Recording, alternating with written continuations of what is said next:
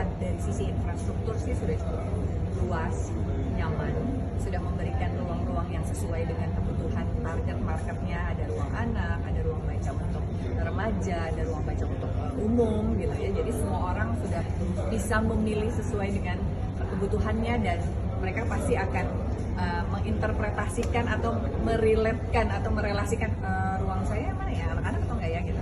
Menurut saya itu sudah cukup baik. Yang keduanya kenyamanan untuk membaca juga baik. Isinya ini juga tadi saya keliling sudah melihat anak-anak sudah cukup ada varian untuk membacanya, mereka suka yang dongeng dan sebagainya.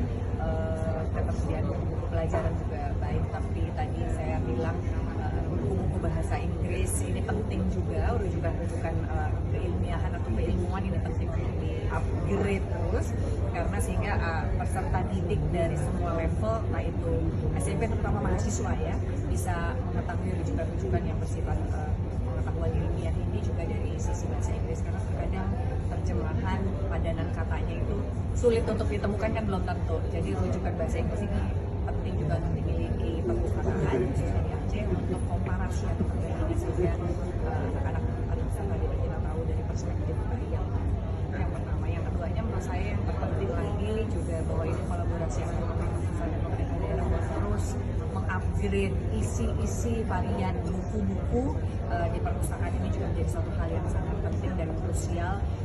Sustainability dan berkelanjutan lah, istilahnya berkelanjutan, sehingga anak-anak bangsa juga tahu apa yang terbaru, tidak hanya dari sisi ilmiah tapi juga dari sisi-sisi apa ya, istilah bacaan yang populer itu, sehingga mereka juga mempunyai wawasan yang berbeda, tidak hanya wawasan kebangsaan, tidak hanya wawasan lokal, tapi juga wawasan nasional juga tapi saya mau tanya nih Mbak, dari pustakawan di sini udah masih cukup atau kurang sih ya?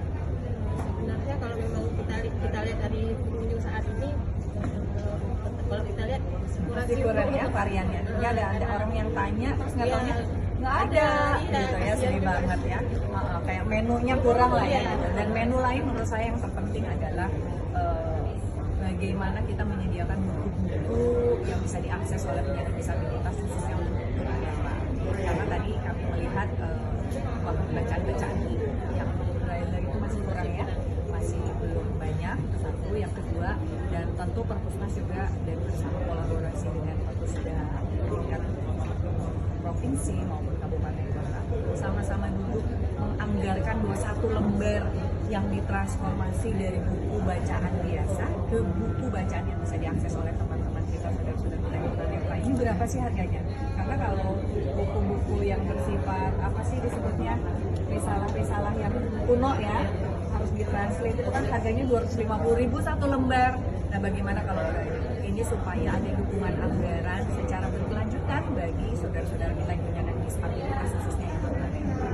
Dan juga penting menurut saya ada saudara-saudara kita pustakawan yang juga bisa memberitahukan kepada teman-teman kita mungkin yang tuli dengan bahasa isyaratnya. Ini juga penting untuk diketahui, sehingga pustakawan juga bisa membantu mereka untuk bisa mengakses dan membaca dan memahami apapun yang mungkin mereka tidak pahami. Kan kadang-kadang kita baca buku ya, misalnya nih teman kita yang tuli ataupun yang apa namanya yang tunanetra gitu kan, nggak bisa baca, Mbak tolong bacain. Terus gimana cara ngejelasinnya, kan tentu ini pustakawan juga harus bisa membantu mereka untuk memahami isi buku bacaan yang tidak bisa mereka akses. Nah, itu sih menurut saya yang Bu, dari saya sedikit lagi, itu kalau terkait dengan sarana dan prasarana sudah oke, nah tinggal bagaimana caranya meningkatkan kunjungan kepada perpustakaan, karena kita tahu sarana sudah oke tapi minat baca ini semakin turun seperti itu. Nah, apakah perlu ada event dan sebagainya? Menurut saya event itu salah satu kontributornya saja, tapi kan biasanya membutuhkan anggaran. Sekarang kita fokusnya adalah mau mengisi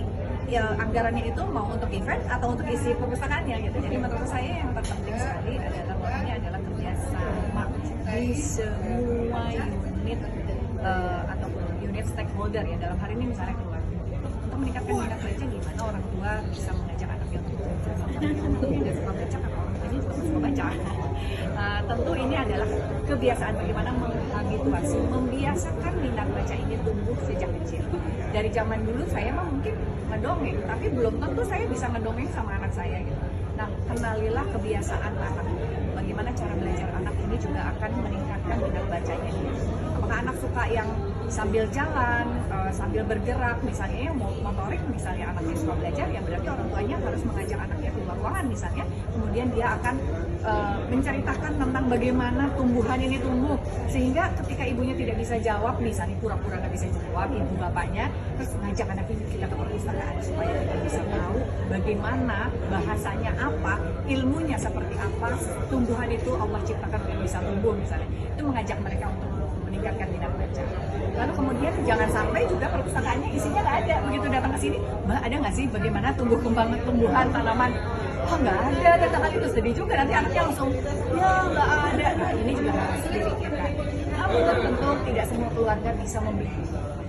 Bagaimana caranya pemerintah bisa hadir di perpustakaan inilah untuk kemudian mengajak orang-orang yang tidak bisa membeli buku tadi untuk bisa mencari ilmu ke perpustakaan. Nah ini yang ngajak siapa? Yang ngajak ya kita, yang ngajak anggota DPR-nya yang turun pada saat reses, yang ngajak ya RT RW-nya, yang kemudian ayo minat baca ini juga kemudian di lingkungan rumah tangga, di lingkungan RT, di lingkungan RW juga harus ditumbuhkan sehingga orang menilai keberadaan perpustakaan yang infrastrukturnya sudah lebih baik dan perkembangan yang lebih baik ini bisa dimanfaatkan. Karena sudah baik, kalau nggak dimakmurkan ya percuma gitu Perlu kan. sinergi dari semuanya untuk bisa meningkatkan minat baca. Tidak dari sisi unit keluarga, dari sisi masyarakat.